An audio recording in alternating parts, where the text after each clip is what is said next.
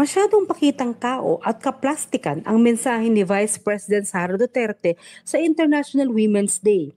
Ayon nito kay Gabriela Party List Congressman Arlene Brosas. Sinabi ni Brosas, hindi bagay kay Duterte na manawagan ng pagpapaigting ng mga batas na magbibigay proteksyon sa mga kababaihan.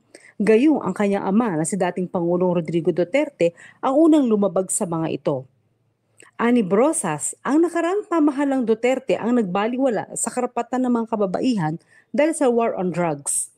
Dahil sa madugo at bayolenteng polisiya ni Duterte ay maraming mga kababaihan ang nawalan ng asawa, marami ding mga anak ang nawalan ng ina. Gayun din, tinukoy ng Gabriela ang mga bastos na pananalita at pagtrato ng dating Pangulo sa mga kababaihan. Ang tunay na pagkilala sa buwan ng kababaihan ayon kay Gabriela ay ang pagharap sa katotohanan ng karahasan ng Estado laban sa kababaihan at ang pagkilos para wakasan ito.